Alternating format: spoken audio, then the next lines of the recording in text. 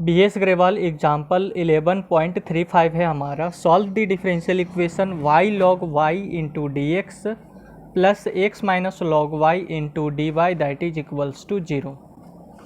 तो यहाँ पर आपका एक डिफरेंशियल इक्वेशन दिया हुआ है और ये जो डिफरेंशियल इक्वेशन है वो आपका एग्जैक्ट डिफरेंशियल इक्वेशन के फॉर्म में है, और जो एग्जैक्ट डिफरेंशियल इक्वेशन होता है वो आपका इस फॉर्म का होता है, m D x plus n d y is equals to 0। लेकिन अभी आप इसको एग्जैक्ट डिफरेंशियल इक्वेशन नहीं कह सकते जब तक आपका ये कंडीशन सेटिस्फाई ना हो जाए।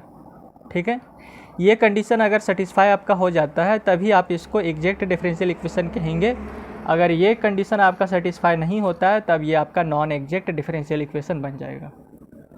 तो यहाँ पर m है तो m के स्थान पर है आपका y log y, जिसको मैंने यहाँ पर लिखा है m is equals to y log y, यानी कि इसको हम इससे कंपेयर कर रहे हैं और कंपेयर करने के बाद जो हमारा रिजल्ट निकल के आ रहा है उसको हम यहाँ लिखते जा रहे हैं। तो m के स्थान पर है आपका y log y, जिसको मैंने यहाँ पर लिखा है dx है यहाँ पर, तो यहाँ पर dx प्लस n, तो n के स्थान पर है आपका x माइनस लॉग y, जिसको मैंने यहाँ पर लिखा है। अब यहाँ पर dy है तो इस जगह पे dy इज इक्वल्स टू 0, तो इज इक्वल्स टू 0। अब क्या करना है, इस m को आपको पार्शियली डिफरेंशिएट करना है विथ रिस्पेक्ट टू y और इस n को पार्शियली डिफरेंशिएट करना है विथ रिस्पेक्ट टू x। और ऐसा करने पर दोनों का रिजल्ट अगर आपका सेम निकल के आता है, यानी कि डेल एम अपॉन में del Y is equals to del n upon में डेल एक्स आता है, इसका मतलब कि ये जो डिफरेंशियल इक्वेशन है वो आपका एग्जैक्ट डिफरेंशियल इक्वेशन है। अगर ऐसा नहीं होता है, यानी कि डेल एम अपॉन में del Y is not equals to del n upon में डेल एक्स होता है, तो आपका ये जो डिफरेंशियल इक्वेशन है वो आपका एग्जैक्ट डिफरेंशियल इक्वेशन नहीं बल्कि नॉन एग्जैक्ट डिफरेंशियल इक्वेशन कहलाएगा। ठीक है, तो चलिए चेक करते हैं एग्जैक्ट है या फिर नॉन एग्जैक्ट है। तो m को हम पार्शियली डिफरेंशिएट कर रहे हैं विथ रिस्पेक्ट टू y, तो यहाँ पर हमारा ऑपरेटर है डेल अपॉन में डेल y, यहाँ विथ रिस्पेक्ट टू y हो रहा है तो ये सिर्फ y वाले फंक्शन को ही डिफरेंशिएट करेगा। इसके अलावा अगर आपका फंक्शन किसी भी वेरिएबल का रहेगा उसको वो एज अ कॉन्स्टेंट ट्रीट करेगा। तो यहाँ पर आपका y log y है, वो भी मल्टीप्लाई में। ठीक है, और दोनों फंक्शन हमारा y का ही है, तो फर्स्ट फंक्शन को रखते बाहर और इस सेकेंड वाले फंक्शन को पार्शियली डिफरेंशिएट किया मैंने यहाँ पर विथ रिस्पेक्ट टू y। फिर इस सेकेंड वाले फंक्शन को मैंने रखा बाहर और इस फर्स्ट वाले फंक्शन को पार्शियली डिफरेंशिएट किया विथ रिस्पेक्ट टू y, यानी कि यहाँ पर हम प्रोडक्ट रूल ऑफ डेरिवेटिव का यूज कर रहे हैं। तो यहाँ पर डेल एम अपॉन में del Y is equals to आ जाएगा y, और लॉग y का differentiation with respect to y होगा 1 अपॉन में y, और log y और डेल y से ये डेल y कैंसिल, तो इसके जगह पे हो जाएगा 1। ठीक है, और 1 इंटू लॉग वाई हो जाएगा log y, तो ये y से ये y कैंसिल हो जाएगा, तो इस जगह पे हो जाएगा आपका 1 और यहाँ पर प्लस log y। अब n को पार्शियली डिफरेंशिएट करते हैं विथ रिस्पेक्ट टू x, तो विथ रिस्पेक्ट टू x हो रहा है तो ये सिर्फ x वाले फंक्शन को ही डिफरेंशिएट करेगा। इसके अलावा अगर आपका फंक्शन किसी भी वेरिएबल का रहता है तो उसको वो एज अ कॉन्स्टेंट ट्रीट करेगा। ठीक है, तो यहाँ पर x है तो x को पार्शियली डिफरेंशिएट कीजिए विथ रिस्पेक्ट टू x, तो यहाँ पर डेल एक्स अपॉन में डेल एक्स हो जाएगा। ये log y आपका कांस्टेंट हो जाएगा क्योंकि ये फंक्शन आपका y का है, और y का अगर आपका फंक्शन रहेगा तो उसको वो एज अ कांस्टेंट ट्रीट करेगा हमारा ऑपरेटर डेल अपॉन में डेल एक्स। ठीक है, तो ये कांस्टेंट है तो कांस्टेंट का डिफरेंशिएशन हो जाएगा 0, तो डेल एन अपॉन में del x is equals to हो जाएगा 1, क्योंकि डेल एक्स से ये डेल एक्स कैंसिल हुआ तो आपका 1 आ गया। अब आप यहाँ पर देखिए कि डेल एम अपॉन में डेल वाई का रिजल्ट आया 1 प्लस लॉग वाई और डेल एन अपॉन में डेल एक्स का रिजल्ट आया 1, तो दोनों का रिजल्ट बराबर नहीं है। इसका मतलब कि डेल एम अपॉन में del Y is not equals to del n upon में डेल एक्स। इसका मतलब कि ये जो डिफरेंशियल इक्वेशन है आपका नॉन एग्जैक्ट डिफरेंशियल इक्वेशन है। अब इस नॉन एग्जैक्ट डिफरेंशियल इक्वेशन को आपको एग्जैक्ट डिफरेंशियल इक्वेशन के फॉर्म में कन्वर्ट करना है, तो इसके लिए हमने बहुत सारे यानी कि लगभग 4 मेथड मैंने बताया कि कैसे नॉन एग्जैक्ट डिफरेंशियल इक्वेशन को एग्जैक्ट डिफरेंशियल इक्वेशन में कन्वर्ट किया जाता है। तो पहला मेथड होता है इंस्पेक्शन मेथड, लेकिन ये जो इंस्पेक्शन मेथड है इसमें अप्लाई नहीं होगा क्योंकि ऐसा हम कुछ इंस्पेक्ट ही नहीं कर पा रहे हैं यहाँ पर कि हमारा यहाँ से कुछ इंटीग्रेटिंग फैक्टर निकले। ठीक है, इंस्पेक्शन मेथड में आपका ये 9 फार्मूला है और 9 फार्मूला में से यहाँ पर हम नहीं देख रहे कि कोई भी फार्मूला इसमें सूट होगा। तो इंस्पेक्शन मेथड इसमें अप्लाई होगा ही नहीं। अब आते हैं सेकेंड मेथड में। अब सेकेंड मेथड का हमारा है होमोजीनियस। ठीक है, यानी कि आपका जो इक्वेशन होना चाहिए वो आपका m D x plus n d y is equals to 0 के फॉर्म में होना चाहिए। हाँ, ये जो हमारा डिफरेंशियल इक्वेशन है वो इस फॉर्म में तो है, m आपका है y log y और n है आपका x माइनस log y, लेकिन यहाँ पर बोला है कि m और n होमोजीनियस होना चाहिए। ठीक है। लेकिन ये तो होमोजीनियस है नहीं। होमोजीनियस में क्या होता है कि जितना, यहाँ पर तो होमोजीनियस मैं बता ही नहीं सकता। ओके, जैसे यहाँ पर y है तो इसका पावर 1 है और इसका पावर 1 है, तो y का पावर मतलब यहाँ पर डिग्री 2 हो जाएगा। लेकिन इसका फेल्योर का रीजन भी हमारा यहाँ पर देखिए टाइप 2 और टाइप 3, ये जो टाइप 3 है इन दोनों का रीजन यानी कि इसका फेल्योर का कारण ही है कि अगर आपका इक्वेशन में अगर e का power x sin x log x cos x से अगर इस तरीके से कुछ आता है तो ये जो टाइप 2 और ये जो टाइप 3 जो है आपका फेल हो जाएगा। ठीक है, अगर e का power x sin x log x cos x अगर ऐसा अगर आपका क्वेश्चन में यहाँ पर आ रहा है इस क्वेश्चन में, तो आपका टाइप 2 और टाइप 3 मेथड फेल, यानी कि इसको आप अप्लाई ही नहीं कर सकते। ठीक है, इसका फेल्योर का पहला रीज़न यही है। तो हमारा तो पता चल ही रहा है कि यहाँ पर लॉग आ रहा है, मतलब कि टाइप 2 और टाइप 3 मेथड भी इसमें नहीं लगेगा। अब आते हैं टाइप 4 मेथड पे। तो टाइप 4 मेथड हमारा यहाँ पर है।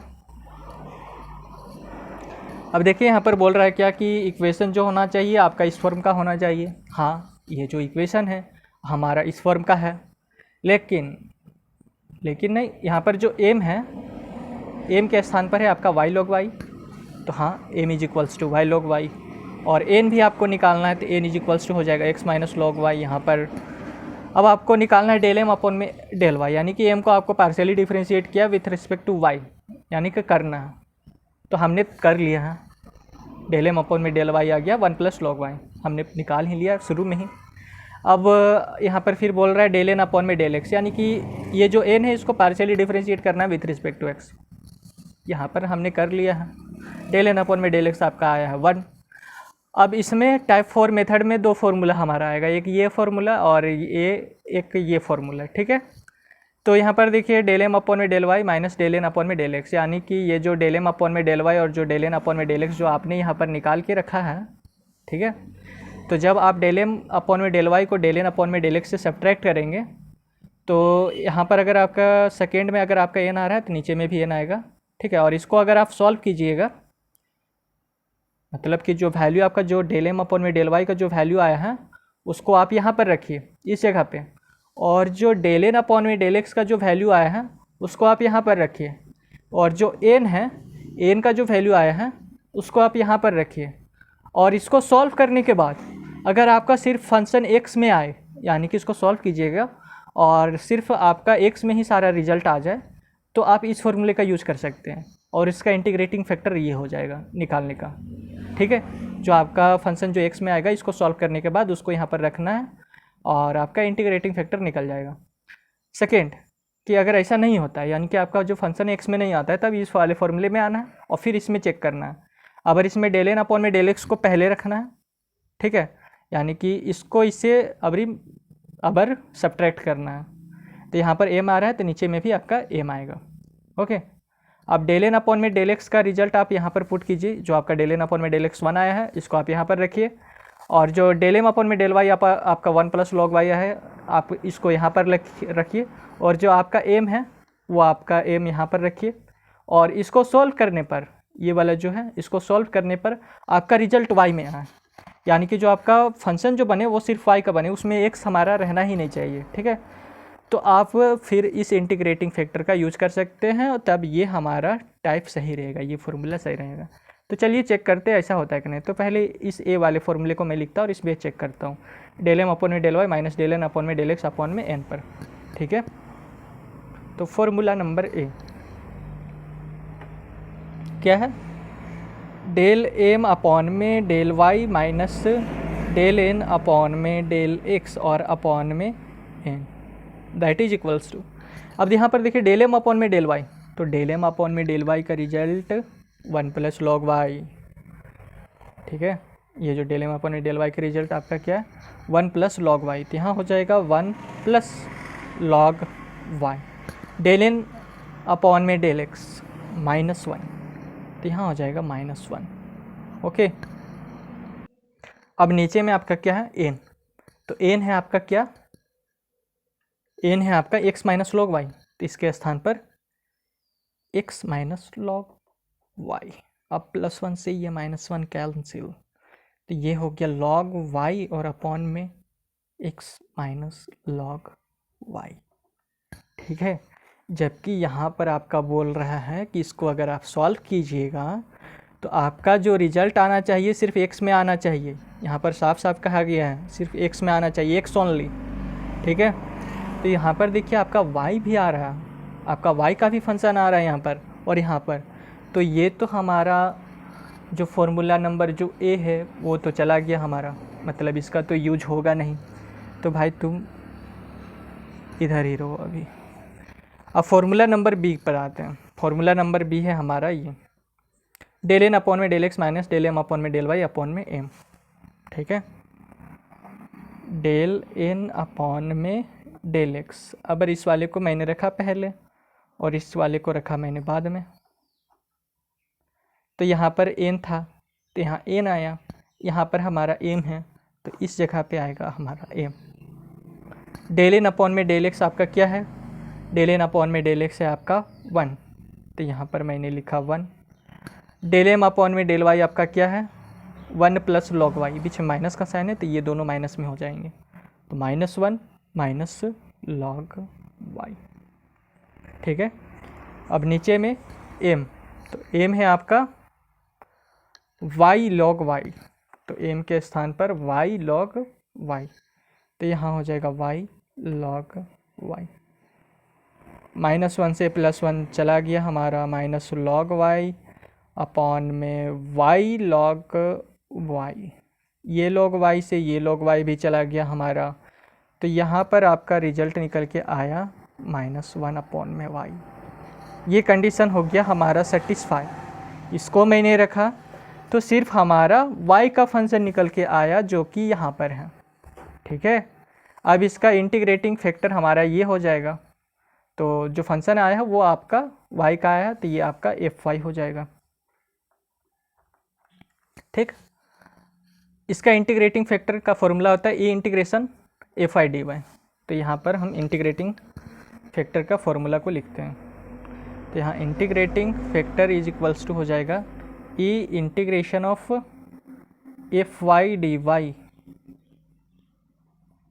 F Y D Y that is equals to E, यहाँ पर एफ वाई आपका क्या है -1 अपॉन में वाई, तो माइनस को आप रखिए बाहर, इंटीग्रेशन 1 अपॉन में वाई और ये डी वाई, ठीक है।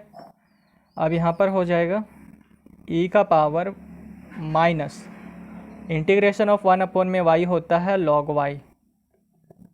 अब यहाँ पर हम ये फॉर्मूला यूज करते हैं, n log m is equals to होता है लॉग एम का पावर एन, यानी कि ये जो एन है इस एम का पावर में चला जाएगा तो एम का पावर एन हो जाएगा। यहाँ पर -1 है तो -1 वाई का पावर में चला जाएगा तो ये हो जाएगा ई का पावर लॉग और वाई का पावर हो जाएगा -1, तो एक्सपोनेंशियल से लॉग कैंसिल हो जाएगा तो इंटीग्रेटिंग फैक्टर आ जाएगा आपका वाई का पावर -1 और वाई के पावर -1 को आप लिख सकते हैं 1 अपॉन में वाई, ठीक है। तो इंटीग्रेटिंग फैक्टर आ गया आपका 1 अपॉन में y। अब ये जो आपका इंटीग्रेटिंग फैक्टर आया है 1 अपॉन में y, इसे आप इक्वेशन 1 में मल्टीप्लाई कर दीजिए। तो इक्वेशन 1 है आपका यहाँ पर, ये जो इक्वेशन 1 है इसमें आप 1 अपॉन में y से मल्टीप्लाई कर दीजिए, तो आपका ये जो डिफरेंशियल इक्वेशन है नॉन एग्जैक्ट डिफरेंशियल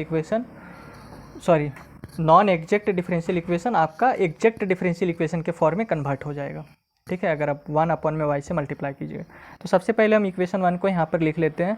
तो इक्वेशन 1 है आपका y लॉग y और यहाँ dx plus x minus log y और dy इज इक्वल्स टू 0, यही आपका इक्वेशन 1 है। इसमें आपको 1 अपॉन में y से मल्टीप्लाई करना है।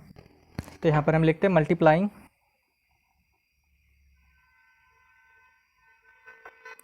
थ्रू आउट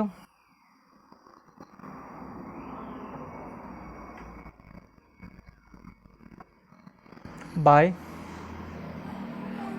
1 अपॉन में y ऑन बोथ साइड, ठीक है। तो यहाँ हो जाएगा 1 अपॉन में y से दोनों साइड मतलब पूरे में मल्टीप्लाई करना है, ठीक है। तो ये हो जाएगा y लॉग y, नीचे में y आ जाएगा आपका ये dx प्लस यहाँ हो जाएगा एक्स अपॉन में Y minus log Y upon में वाई और ये D Y that is equals to 0। ये वाई से ये वाई कैंसिल हो जाएगा तो यहाँ पर आपका केवल आ जाएगा log Y D x plus X upon में Y minus log Y upon में वाई और ये D Y that is equals to 0। अब इसे आप इक्वेशन 2 मान लीजिए और इसको चेक कीजिए कि ये जो डिफरेंशियल इक्वेशन है आपका एग्जैक्ट है कि नहीं। तो इस इक्वेशन 2 को हम नेक्स्ट पेज में लिख लेते हैं। अब ये जो डिफरेंशियल इक्वेशन है इसको हमने माना था इक्वेशन 2, ये आपका इस फॉर्म का है। तो एम इज इक्वल्स टू हो जाएगा आपका log y, m is equals to हो जाएगा लॉग वाई, ठीक है। और यहाँ एन है तो एन के स्थान पर है आपका एक्स अपॉन में Y minus log Y upon में वाई। तो एन इज इक्वल्स टू हो जाएगा आपका एक्स अपॉन में Y minus log Y upon में वाई।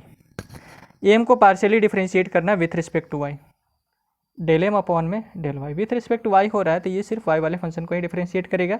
इसके अलावा अगर आपका फंक्शन किसी भी वेरिएबल का रहता है तो उसको वो एज ए कॉन्स्टेंट ट्रीट करेगा। तो यहाँ पर हो जाएगा डी अपॉन में डी वाई और ये लॉग वाई, ठीक है।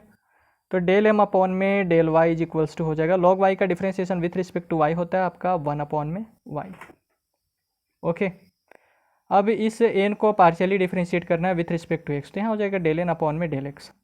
यहाँ विथ रिस्पेक्ट टू एक्स हो रहा है तो ये सिर्फ एक्स वाले फंक्शन को ही डिफरेंशिएट करेगा। इसके अलावा अगर आपका फंक्शन किसी भी वेरिएबल का रहेगा तो उसको वो एज ए कॉन्स्टेंट ट्रीट करेगा, ठीक है।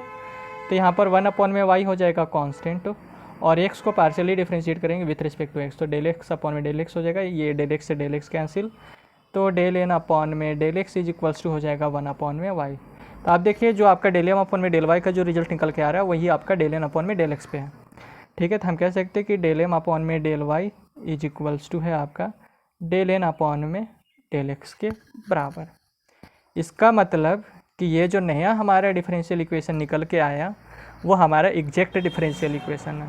अब इसका रिक्वायर्ड सॉल्यूशन निकालना है। तो रिक्वायर्ड सॉल्यूशन निकालने के लिए हम इस फॉर्मूले का यूज़ करेंगे। यहाँ पर लिखेंगे thus the equation is exact, equation is exact and its solution is integration M D X. और यहाँ पर आपको y को एज ए कॉन्स्टेंट ट्रीट करना है, ठीक है। y को आपको कॉन्स्टेंट ट्रीट करना है plus integration terms of n not containing x dy is equals to c। अब देखिए एम है आपका क्या, एम है आपका log y, तो इस log y को आप यहाँ पर रखिए। तो यहाँ पर हो जाएगा इंटीग्रेशन ऑफ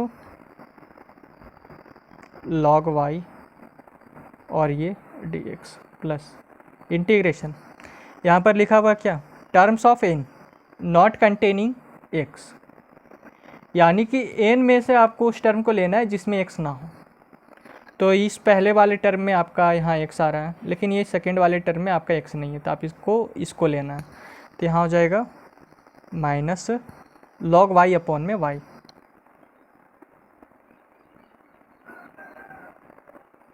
और ये D Y that is equals to c। अब यहाँ पर आपको पहले ही बोल दिया गया है कि y को आपको कांस्टेंट ट्रीट करना है, तो ये जो फंक्शन log y का है वो आपका कांस्टेंट हो जाएगा। तो ये जो log y है आपका बाहर और यहाँ पर केवल इंटीग्रेशन ऑफ dx होगा प्लस यहाँ पर हो जाएगा ये माइनस को आप लाइए बाहर, तो ये minus integration log y upon में y हो जाएगा और ये D Y that is equals to c, okay. इसका तो हम इंटीग्रेशन आसानी से कर लेंगे लेकिन इसका इंटीग्रेशन थोड़ा दिक्कत होगा, तो यहाँ पर हम सब्स्टिट्यूशन मेथड का यूज करते हैं। तो log y को हम पुट करते हैं t, इसको डिफरेंशिएट करते हैं with respect to y।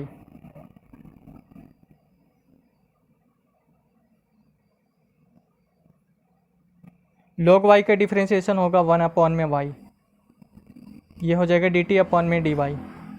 dy को इधर लाइए, 1/y dy हो जाएगा, यहाँ आपका dt केवल बचेगा, ये हो जाएगा log y।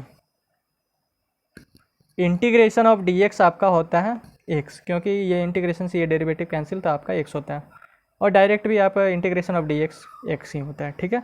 तो log y into x minus integration log y को आपने क्या माना t, तो यहाँ हो जाएगा t, dy अपॉन में y आपका क्या है dt, तो इस dy अपॉन में y के स्थान पर आपको लिखना है dt, that is equals to c। तो ये हो जाएगा log x को आप पहले लिखिए x log y, और यहाँ पर माइनस इंटीग्रेशन, यहाँ पर हमारा ये फॉर्मूला अप्लाई हो जाएगा, इंटीग्रेशन ऑफ x का पावर n dx आपका होता है x का पावर n+1, यानी कि n है तो n का एक पावर बढ़ जाएगा n+1, और ऊपर में n+1 आया तो नीचे में भी n+1 आएगा, तो यहाँ t का पावर 1 है तो इसका एक पावर बढ़ेगा तो t का पावर 2 हो जाएगा, ऊपर में 2 आया तो नीचे में भी 2 आएगा, that is equals to c। ये इंटीग्रेशन का साइन हट जाएगा, ओके। अब t है आपका क्या log y, t आपका log y है, तो यहाँ हो जाएगा x into log y minus log y का स्क्वायर अपॉन में 2, that is equals to c। ये आपका रिक्वायर्ड सॉल्यूशन होगा, ठीक है, which is the required solution. अगर आपको यह वीडियो अच्छा लगा हो तो आप इस चैनल को सब्सक्राइब करें और अपने दोस्तों के साथ भी शेयर करें। धन्यवाद।